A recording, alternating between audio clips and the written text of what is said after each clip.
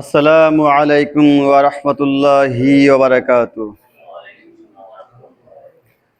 আলহামদুলিল্লাহ আলহামদুলিল্লাহি নাহমাদুহু ওয়া নাস্তাঈনুহু ওয়া নাস্তাগফিরুহু ওয়া নু'মিনু বিহি ওয়া নাতাওয়াক্কালু আলাইহি ওয়া নাউযু বিল্লাহি মিন শুরুরি أنفسنا ومن سيئات أعمالنا من يهده الله فلا مضل له ومن يضلله فلا هادي له ونشهد أن لا إله إلا الله وحده لا شريك له ونشهد أن محمدا عبده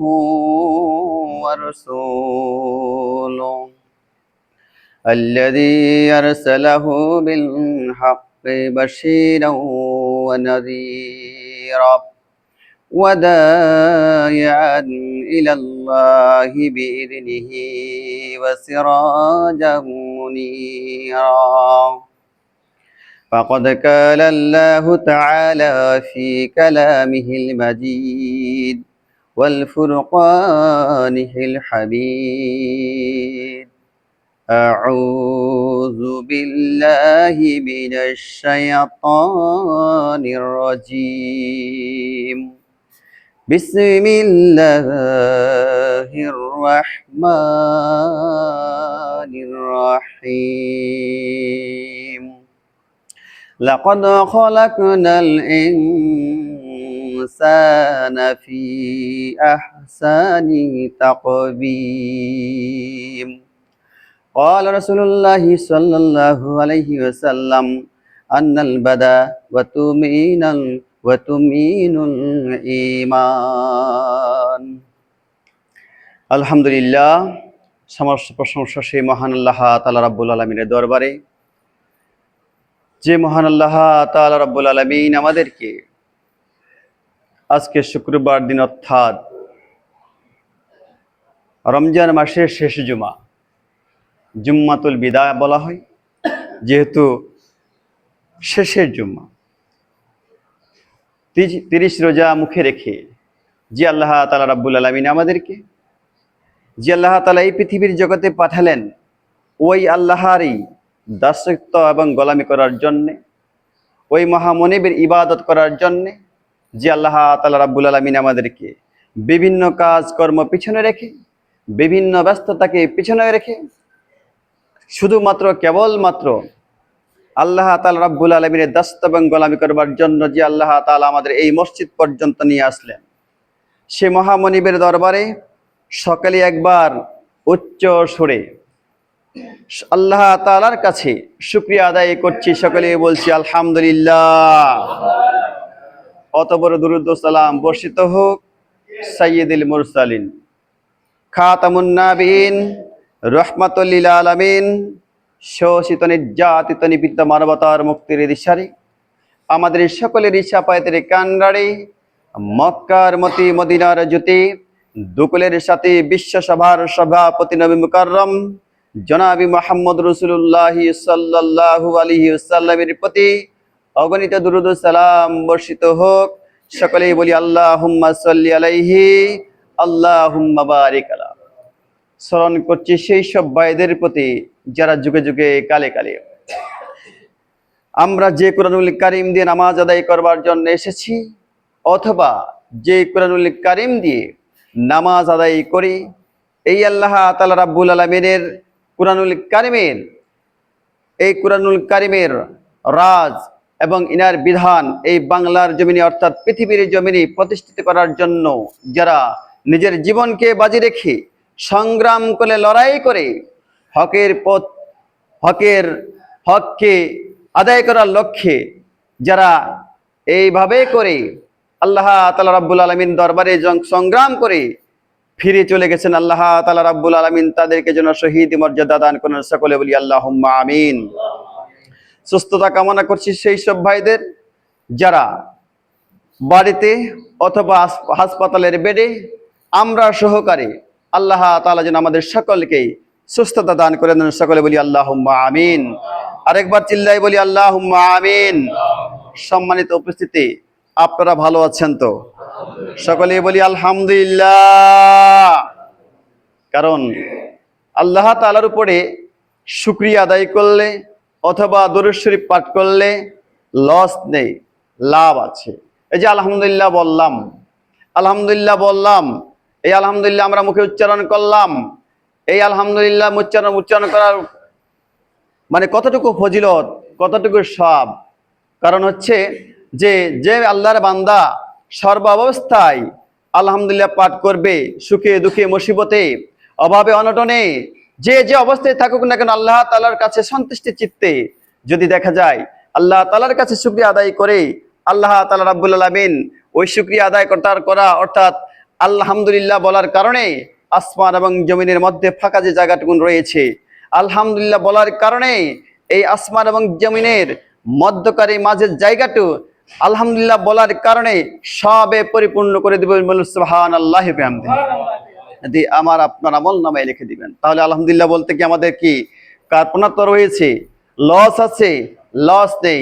দুরূদ শরীফ পাঠ করলেও আমাদের লস নেই। আরো বেশি মজা আছে, বেশি ভালো আছে।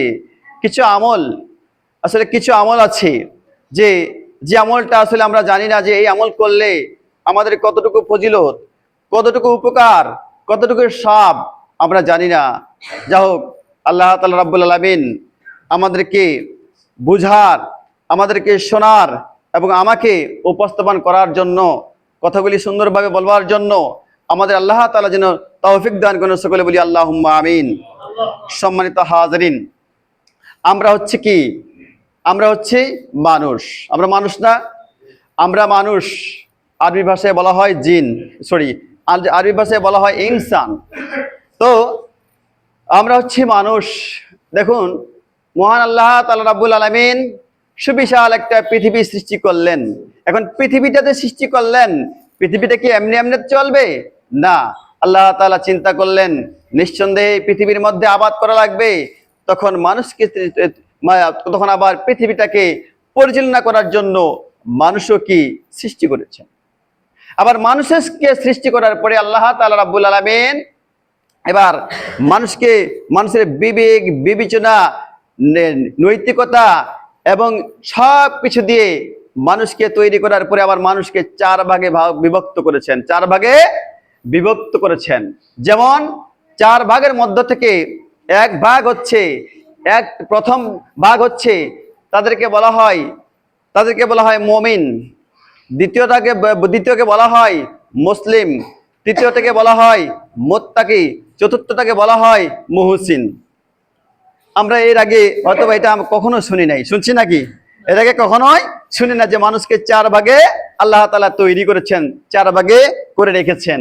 তাও যে আলোচনা, যেহেতু এখানে চারটা বিষয়ের কথা বললাম, কোথায় কোথায় যেতে আসলো, তো হয়তো চারটা আলোচনা করা সম্ভব হবে না, কারণ সময় যেহেতু আমাদের অল্প, এই জন্যই আলোচনা কিন্তু হবে অল্প। অল্প কথার মধ্যে গুরুত্বপূর্ণভাবে আমরা আলোচনা করব এবং শুনবো। পারবো তো ইনশাআল্লাহ? ইনশাআল্লাহ। আমরা হচ্ছে যে মুমিনের কথাই বলবো। প্রথমটা যেহেতু চার ভাগে, চার শ্রেণীতে বিভক্ত করার প্রথমটাই হচ্ছে মুমিন। মুমিন পৃথিবীতে কিভাবে চলবে, একজন মুমিন কিভাবে মুমিনিত্ব হবে, মুমিনের কিছু গুণ রয়েছে, কিছু বৈশিষ্ট্য রয়েছে, কিভাবে সে অর্জন করবে আর কিভাবে চললে সে মুমিনের গুণ অর্জন করতে পারবে, এ হচ্ছে আমাদের কি আলোচনা। আর তারপর আরেকটা বিষয় তো আছেই, যেহেতু রোজা আমাদের শেষ, আগামীকালকে যদি আল্লাহ চাই যে আগামীকালকে যদি আমরা বেঁচে থাকি, আমরা ঈদগাহের মাঠে যেতে পারবো ইনশাআল্লাহ। কথা বলেন ঠিক কিনা? যদি আল্লাহ চায় হতে পারে আজকেও আমরা মৃত্যুবরণ করতে পারি না? এই মৃত্যুর কথা রয়েছে যে প্রথম হচ্ছে যে আমি একটা পবিত্র কোরআনুল কারিমের সূরা 3, আমরা এই সূরাটা অনেকেই জানি না? সূরা 3 যে ওয়াত্তিনি ওয়াজ-যাইতুন ওয়া তুরিস সিনিন, এই সূরাটা আমরা জানি না? অনেকেই জানি। এই সূরা 3 নম্বর আয়াত তেলাওয়াত করছি। আল্লাহ তাআলা বলছেন, এই যে বললাম কিছুক্ষণ আগে, যে মানুষকে আল্লাহ সৃষ্টি করেছেন, কেন সৃষ্টি করেছেন, কিভাবে সৃষ্টি করেছেন। আল্লাহ তাআলা রাব্বুল আলামিন বলছেন যে লাকাদ খলাকনাল ইনসানা ফি আহসানি তাকওয়িম। আল্লাহ তাআলা বলছেন আমি মানুষকে সৃষ্টি করেছি, পয়দা করেছি সর্বোত্তম কাঠামো দিয়ে। আলহামদুলিল্লাহ বলি যে সর্বোত্তম কাঠামো দিয়ে, বুদ্ধিমত্তা দিয়ে, চিন্তাধারা দিয়ে, সঠিকভাবে দিয়ে, বিনয় নম্র দিয়ে মানুষকে কিন্তু তৈরি করেছেন আল্লাহ তাআলা। আল্লাহ তাআলা বলছেন যে আমি সর্বোত্তম কাঠামো দিয়ে মানুষকে তৈরি করেছি। এখন দেখেন, আর এই পৃথিবীর জগতে পৃথিবীটাকে পরিচালনা করবার জন্য মানুষ হচ্ছে 1 নম্বর। কারণ মানুষের বিবেক রয়েছে, বুদ্ধি রয়েছে, মেধা রয়েছে, জ্ঞান দিয়েছেন। দিয়েছেন কে বলেন তো? আল্লাহ তাআলা। তো আল্লাহ তাআলা এত কিছু দিলেন, আমরা সেভাবে কিন্তু চলতে পারি না, সেভাবে নিতে পারি না। কারণ মানুষকে আল্লাহ তাআলা আশরাফুল মাখলুকাত হিসেবে এই পৃথিবীর মধ্যে আগমন ঘটিয়েছেন। এখন মানুষ হয়ে যদি আমরা অমানুষিক মতো কাজ করি, তাহলে কি আল্লাহ তাআলা ওই যে আয়াতে বলছে যে আশরাফুল মাখলুকাতের মধ্যে যে সৃষ্টি করেছেন মানুষকে, তাহলে কি আমরা সেই আশরাফুল মাখলুকাত হতে পারবো না? যেমনটা ধরি, দেখা যায় যে এটা রমজান মাস, রোজা রাখলাম কি রাখলাম না, নামাজ পড়লাম কি পড়লাম না, তারাবি আদায় করলাম কি করলাম না, কোরআন তেলাওয়াত করলাম কি করলাম না, এটা কিন্তু আমরা দেখি নাই। আমরা দেখেছি কি যে রমজানের শেষের দিকে প্রায় যে হচ্ছে কাপড়ের দোকানে দেখা যায়, যে কাপড়ের দোকানে আমরা কিন্তু হুড়াহুড়ি করি। কেন বলেন তো? নতুন একটা পাঞ্জাবি কিনাই লাগবে, নতুন একটা শাড়ি দেওয়াই লাগবে, নতুন একটা লুঙ্গি নেওয়াই লাগবে। নিজের জন্য, ছেলের জন্য, স্ত্রীর জন্য, আত্মীয় স্বজন, ভাই বেরাদের জন্য আমরা কিন্তু কাপড় কেনাকাটায় ব্যস্ত। ভিড় সিরিয়াল নিয়ে কাপড় কিনতে হয়। টাকা নেই, দরকার পড়লে কি করা হয়? কারো কাছে ধার নেওয়া হয়, কারো কাছে মহাজন নেওয়া হয়। কি হয় না? দেখে অবাস্তব কথা বললাম। কিন্তু আমরা মনে করি যে পুরাতন কাপড়, ওই যে পুরাতন গত বছরে কিনেছি, ওই কাপড়টা দিয়ে এবার ঈদে গেলে আমার হয়তো মান সম্মান কমে যাবে, আত্মীয় স্বজন কি বলবে, আমার প্রতিবেশী কি বলবে, আমার ভাই বোনেদের কি বলবে, এটা আমরা লজ্জাবোধ করি যে পুরাতন কাপড়টা দিয়ে আমরা ঈদগাহে কেমনে যাই। কিন্তু তার আগে বড় লজ্জা থাকা দরকার যে রমজান মাস যে গেল, এই রমজান মাসে আমরা কিভাবে ইবাদত করতে পারলাম, আমি আমার ইবাদত করতে পারলাম কি পারলাম না, রোজা রাখলাম কি রাখলাম না, 5 ওয়াক্ত নামাজ আদায় করলাম কি করলাম না, ভালো কাজ করলাম কি করলাম না, এটাতে কিন্তু লজ্জা আমরা পাই নাই। আমরা ঈদগাহের জন্য নতুন কাপড় নেওয়াই লাগবে, এটার জন্য আমরা ঈদগাহে দোকানের মধ্যে তাড়াহুড়া করে ভিড় জমায়। কথা বলেন ঠিক কিনা? তার মানে লজ্জা থাকা উচিত যে আমাদের ইবাদতের ক্ষেত্রে আমার লজ্জা থাকা উচিত, আমাদের লজ্জা থাকা উচিত, মান সম্মান এখানে থাকা উচিত। আমি নামাজ না পড়লে আমার আল্লাহর কাছে জবাব কি দেব? রমজান মাসে রোজা আসছে, আমি রোজা না রাখলে আমার আল্লাহর কাছে জবাব কি দেব? কথা বলেন ঠিক কিনা? এটা লজ্জা থাকার দরকার নেই? এটা ছিল কিনা? এটা আমাদের লজ্জা নেই, আমরা কাপড় নিয়েই কিন্তু ব্যস্ত। এজন্য আল্লাহ, কারণ যার নামাজ নাই, রোজা নাই, ওর জন্য আবার ঈদ কিসের? যার নামাজ নাই, রোজা নাই, ওর জন্য ঈদ নাই। পরিষ্কার কথা। কারণ কিসের জন্য ঈদ?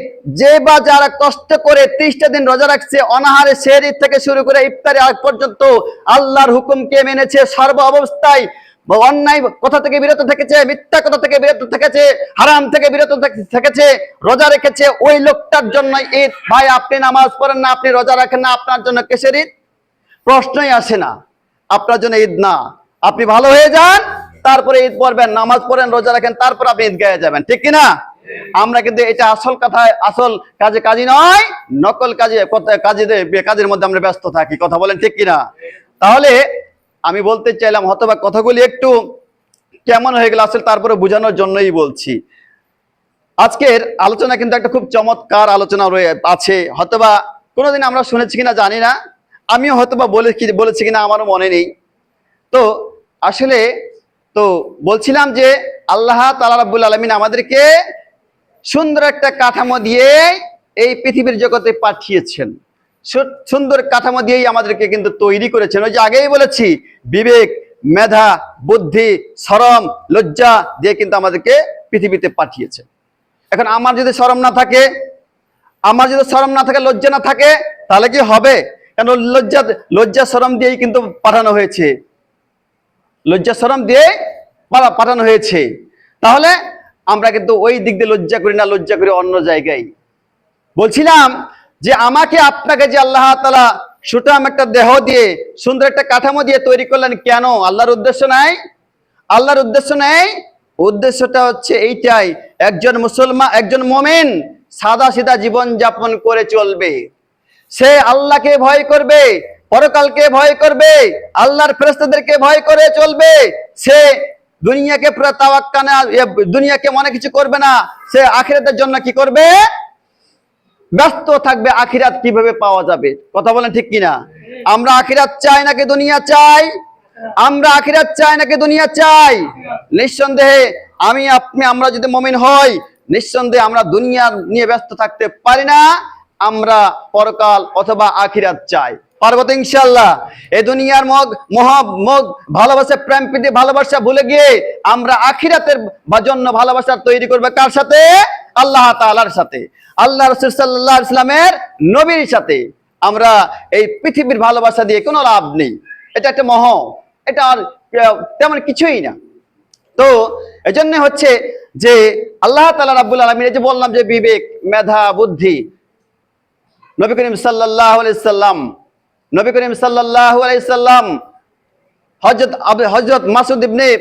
হযরত ইবনে মাসউদ রাদিয়াল্লাহু তাআলাকে প্রশ্ন করলেন, ওনাকে উদ্দেশ্য করে বললেন, হে মাসউদ, মহান আল্লাহ তাআলার দরবারে তোমার বিনয়ী নম্র প্রদর্শন করো। আল্লাহ রাসূল সাল্লাল্লাহু আলাইহি সাল্লাম বলছেন হযরত ইবনে মাসউদ রাদিয়াল্লাহু তাআলাকে, হে ইবনে মাসউদ, আল্লাহ তাআলার কাছে বিনয় নম্র প্রদর্শন করো। তখন সাহাবীরা উত্তর দিলেন, ইয়া রাসূলুল্লাহ, আমরা তো বিনয়ী।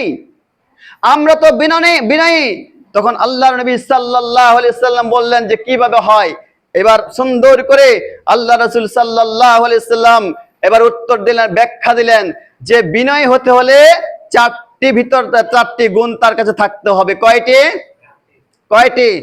4টি।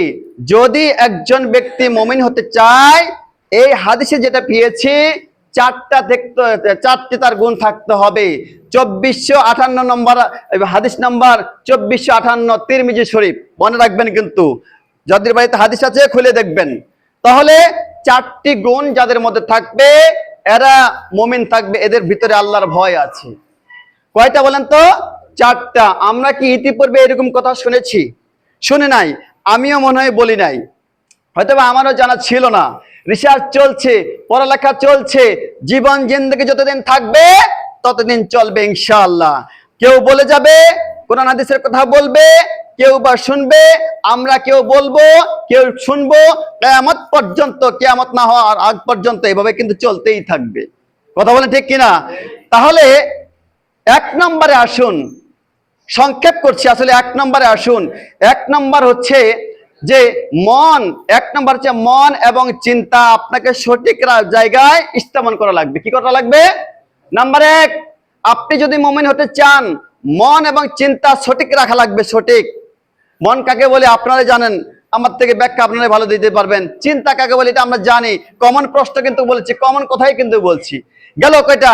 আমার দিকে চোখ রাখবেন, আগামী জুম্মায় কিন্তু আমি প্রশ্ন করতে পারি যে গত জুম্মায় কি আলোচনা বলছিলাম, আমি ভুলে যেতে পারি, কিন্তু আপনারা ভুলার কথা নয়। মানে যেভাবে বলার চেষ্টা করছি, তবে অনুরোধ করছি, থাকুন, ফ্যান থাক, সব থাক, সমস্যা নাই, কিছুক্ষণ তো থাকবেন, এই সমস্যা নেই। তাহলে যে 1 নম্বরে যদি আপনি এই হাদিসের মধ্যে 4টি গুণ আপনার ভিতরে থাকে, তাহলে আপনি মুমিন হতে পারবেন। এটা হচ্ছে মুমিনের একটি বৈশিষ্ট্য এই হাদিসের মধ্যে। 1 নম্বর কি বলেছি? কথা কে বলেছে? আল্লাহ রাসূল সাল্লাল্লাহু আলাইহি সাল্লাম বলছেন 1 নম্বরে আপনার মন এবং চিন্তা ঠিক করা লাগবে। এবার নাম্বার 2, এই যে আমাদের পেট আছে না, আল্লাহ রাসূল সাল্লাল্লাহু আলাইহি সাল্লাম বলছেন, বাবা বসেন তো, এজন্য ভালো লাগে না, কি দরকার আছে, কি একেবারে কোন এক গরম লাগছে কথার মধ্যে হলে কিন্তু কথা আলাদা, যেমন ভুলে যায় তখন আমার সিরিয়াল তো কোন কোথায় যাবে নিজেও বলতে পারবো না। তো বিষয় হচ্ছে যে দ্বিতীয় নাম্বার বলছিলাম কি, যে আমাদের পেট রয়েছে। আল্লাহ রাসূল সাল্লাল্লাহু আলাইহি সাল্লাম বলছেন এই পেটে হালাল ভক্ষণ করা লাগবে, হারাম ঢুকা যাবে না। কথাকার আল্লাহ রাসূল সাল্লাল্লাহু আলাইহি ওয়াসাল্লাম। আমি আবারও বলছি, এক নাম্বার কি বলছে, আপনার মন এবং চিন্তাকে ঠিক করা লাগবে। দ্বিতীয় নাম্বার, এই পেটের মধ্যে হালাল ভক্ষণ করা লাগবে, হারাম থেকে বিরত থাকতে হবে। তৃতীয় নম্বরে আসুন, মৃত্যু এবং কবরকে দৈনিক স্মরণ করা লাগবে। কয়টা বললাম? কয়টা বললাম? তিনটা বলেই দিয়েছি। তাহলে এক নম্বর বলেছি মন এবং চিন্তাকে ঠিক করা লাগবে। আপনার মনটা কোন দিকে নিয়ে যাবেন, চিন্তাটা আপনার ঠিক কিনা, এটা করা লাগবে। দ্বিতীয় নম্বরে কি জানি বললাম, দ্বিতীয় নম্বরে পেটের কথা বলেছি, যে পেটের মধ্যে আমাদেরকে হালাল খেতে হবে, হারাম ঢুকা যাবে না। এই পেটের মধ্যে যদি হারাম ঢুকে না, আপনি 36 বার হজ করেন আর 73 লক্ষ টাকা 1000 কোটি টাকা আপনি দান করেন, কোনো ফায়দা আসবে না। ঠিক কিনা? আসবে না। আপনি যত তসবিহ তাহলিল মসজিদের মধ্যে চেপেন, কোনো লাভ হবে না বাবা। এবার আসুন, তাহলে তৃতীয় নম্বরে বলেছিলাম যে প্রতিদিন মৃত্যু এবং কবরকে স্মরণ করা লাগবে প্রতিনিয়ত। যে আসলে আমি যখন হাঁটছি, আসলে আমি এমন হতে পারে এই মুহূর্তে আমার মৃত্যু হয়ে যেতে পারে, পারে কি পারে না? এই ভয় যদি থাকে, এই ইমানের জায়গা যদি আপনার থাকে, তাহলে আপনি মুমিন হবেন, মুত্তাকি হবেন, নচেত আপনি হতে পারবেন না বাবা, পারবেন না ভাই। এবার তাহলে গেল কয় নাম্বার? তাহলে কবর এবং মৃত্যুকে বেশি বেশি স্মরণ করা লাগবে। অনেক কথা আছে কিন্তু আমি শর্টকাটে বলছি, এদিকে সময় শেষের দিক। এবার আসুন চতুর্থ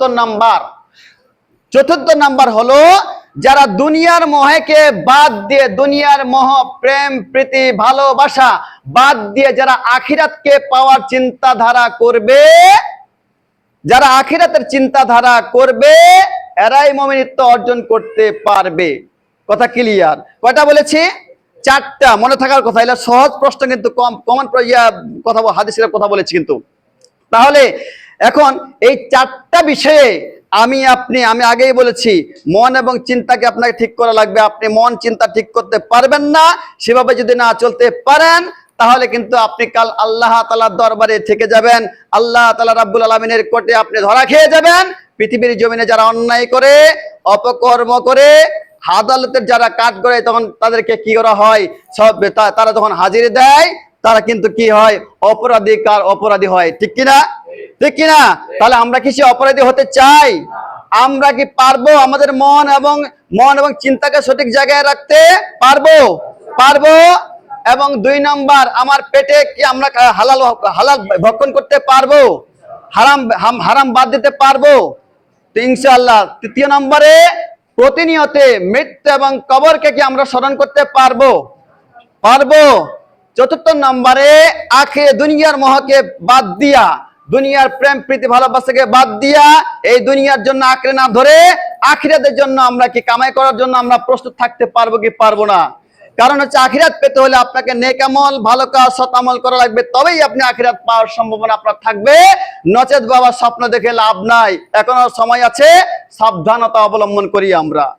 কথা ক্লিয়ার? এবার তাহলে কি গেল, এই 4টে বিষয় আমাদের অবলম্বন কি করা লাগবে, হিসাব করা লাগবে। এবার আসুন, আল্লাহ রাসূল সাল্লাল্লাহু আলাইহি ওয়াসাল্লাম কি বলছেন, যে ক্বালা রাসূলুল্লাহ সাল্লাল্লাহু আলাইহি ওয়াসাল্লাম, আন্নাল বাদা ওয়া তুমিনাল ঈমান।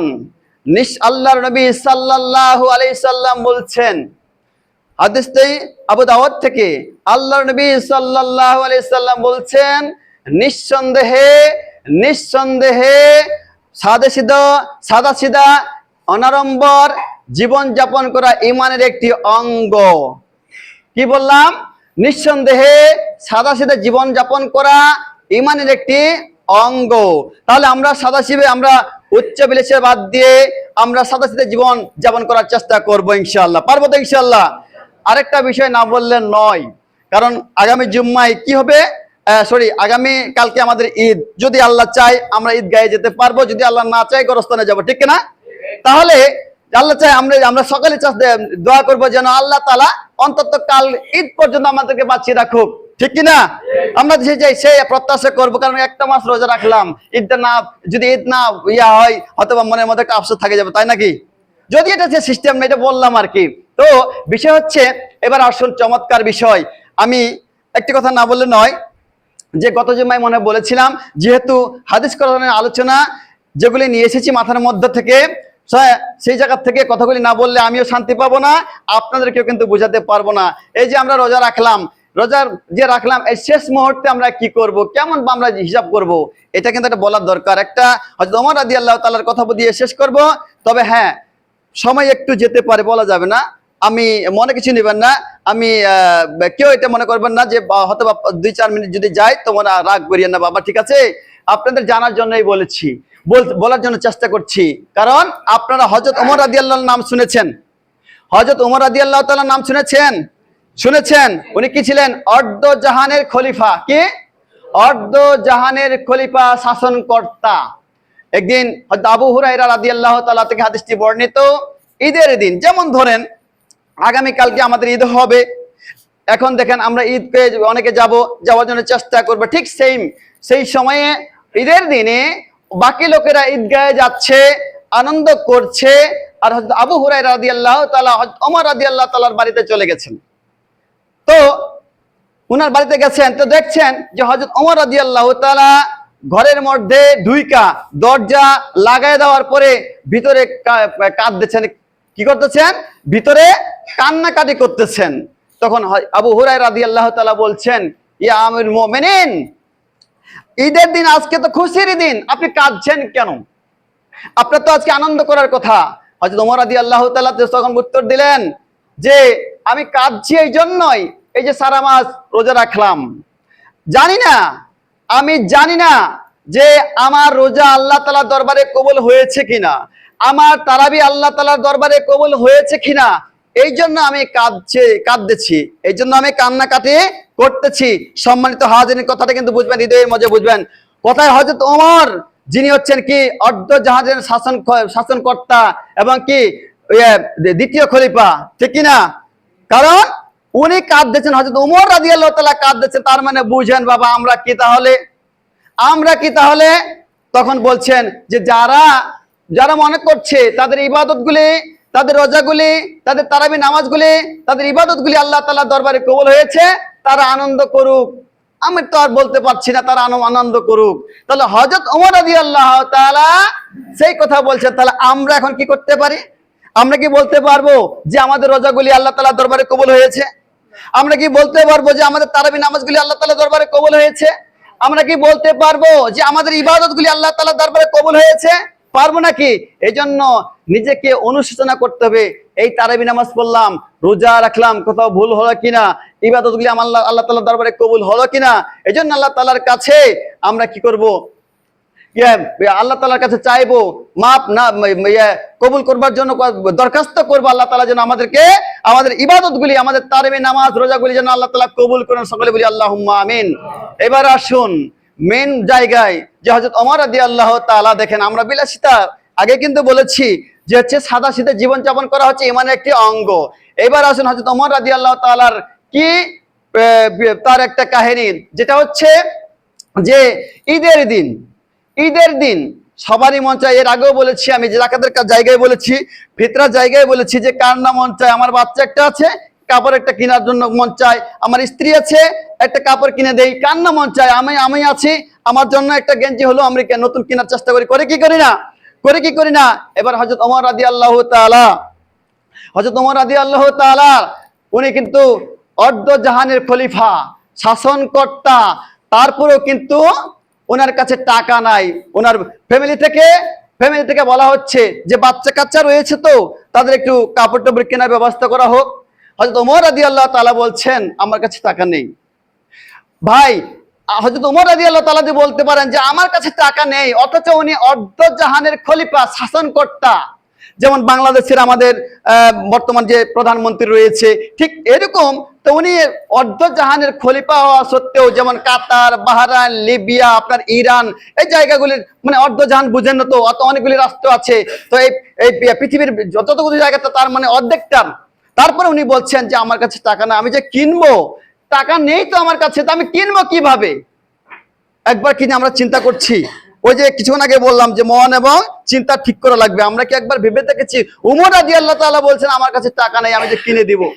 এবারে ওনার পরামর্শ দেওয়া হলো ফ্যামিলি থেকে, আপনি এক কাজ করেন আমিরুল মুমিনিন, আপনি একটা কাজ করেন, ওই বাইতুল মাল থেকে আপনি অ্যাডভান্স অগ্রিম 1 মাসের বেতন নেন, তাহলে আমরা হয়তোবা আপনি আমাদের জন্য কেনাকাটা করতে পারবেন। এবার হযরত ওমর রাদিয়াল্লাহু তাআলা বেচারা কি করলেন, এবার ওই তৎকালীন সময়ে তৎকালীন সময়ে যে বাইতুল মালের অর্থমন্ত্রী আবু উবাইদা, উনি ছিলেন অর্থমন্ত্রী তৎকালীন সময়ে। ওই আবু উবাইদার কাছে চিঠি লিখলেন। কি লিখলেন? চিঠি লিখলেন যে আমাকে 1 মাসের অ্যাডভান্স, অর্থাৎ 1 মাসের অগ্রিম বেতন দেওয়া হোক। এই চিঠি কিন্তু উবাইদার কাছে চলে গেলেন। তো উবাইদা খান এবার চিঠি পড়তেছেন যে হযরত আমিরুল মুমিনিন উনি চিঠি লিখেছেন, 1 মাসের বেতন চেয়েছেন। উনি কিন্তু জান্নাতে, হযরত ওমর রাদিয়াল্লাহু তাআলা 10 জন জান্নাতের মধ্যে উনি কিন্তু একজন জান্নাত প্রাপ্ত। হযরত ওমর রাদিয়াল্লাহু তাআলা কিন্তু জান্নাত প্রাপ্ত, জান্নাতের সার্টিফিকেট উনি কিন্তু পেয়েছেন। আর অর্থমন্ত্রী হযরত উবাইদা ছিলেন, উনিও কিন্তু জান্নাতের সার্টিফিকেট পেয়েছেন, উনিও জান্নাতি। এখন জান্নাতি মানুষ হয়ে জান্নাতি মানুষের কাছে চিঠি লিখেছেন। হযরত উবাইদা চিঠি লিখতেছেন, চিঠি পড়তেছেন যে ওমর রাদিয়াল্লাহু তাআলা অর্ধপতি খলিফা, পৃথিবীর খলিফা, শাসনকর্তা, উনি আমার কাছে চিঠি লিখেছেন। এবার এই চিঠিটার উত্তরটা দিলেন যে ঠিক আছে, আপনাকে বেতন দেওয়া হবে ঠিক, তবে আপনাকে 2টা জিনিসের গ্যারান্টি দিতে হবে। কয়টা? বুঝেন কিন্তু, 2টা জিনিসের গ্যারান্টি দিতে হবে। যে গ্যারান্টি কি? যে আপনি আগামী কাল পর্যন্ত বেঁচে থাকবেন কিনা। কথা বুঝেন? উবাইদা অর্থাৎ অর্থমন্ত্রী ওনাকে চিঠির জবাব দিচ্ছেন যে আপনি আগামী কাল পর্যন্ত বেঁচে থাকবেন কিনা, এটার আপনাকে গ্যারান্টি দেওয়া লাগবে। দ্বিতীয়ত হচ্ছে যে আগামীতে আপনি আজকে অর্ধ খলিফার শাসনকর্তা আছেন, ঠিক আছে, কিন্তু আগামীতে আপনি অর্ধ খলিফা থাকবেন কিনা, এটাও আপনাকে গ্যারান্টি দেওয়া লাগবে। এবার কিন্তু জান্নাতি হয়ে জান্নাতি মানুষের কিন্তু এবার বুঝে নিয়েছেন। হযরত ওমর রাদিয়াল্লাহু তাআলা এবার বুঝতে পারছেন ঘটনা তো কেমন হয়ে গেল। এবার উনি আসলে ওনার কাছে যে তাওয়াক্কুল রয়েছে, আল্লাহ বিশ্বাসী, উনি তখন ভাবলেন আগামী কালকে বেঁচে থাকবে, এটা তো আমি গ্যারান্টি দিতে পারবো না। অর্থাৎ আবার 2য় নম্বর প্রশ্ন যে আগামীতে আমাকে এই জায়গা রাখবে কি রাখবে না, আমি নির্বাচিত হব কি হবে না, এটাও তো ভাবার বিষয়। তখন উনি আর কিন্তু টাকা নিলেন না। সম্মানিত হাজিরিন, আমি বুঝাতে চাচ্ছি যে হযরত ওমর রাদিয়াল্লাহু তাআলার যদি জীবন কাহিনী এই হয়, তাহলে আমার আপনার অবস্থাটা কি হবে বলেন তো? আসুন আল্লাহ তাআলা রাব্বুল আলামিন কুরআনুল কারীমের যে আয়াত, যে হাদিস থেকে কথা বলার চেষ্টা করেছি, আল্লাহ তাআলা রাব্বুল আলামিন যেন এই হাদিস এবং কোরআনের আলোকে যে কয়েকটা কথা বলেছি, আমরা শুনেছি, সঠিক বুঝতাই আল্লাহ তাআলা যেন আমাদেরকে দান করেন। আল্লাহ তাআলা যেন আমরা সেইভাবে আমল করতে পারি। সকলে বলি আল্লাহুম্মা আমিন। ওয়া আখিরি দাওয়ানা আলহামদুলিল্লাহি রাব্বিল আলামিন। আসসালামু আলাইকুম ওয়া রাহমাতুল্লাহি ওয়া বারাকাতুহু।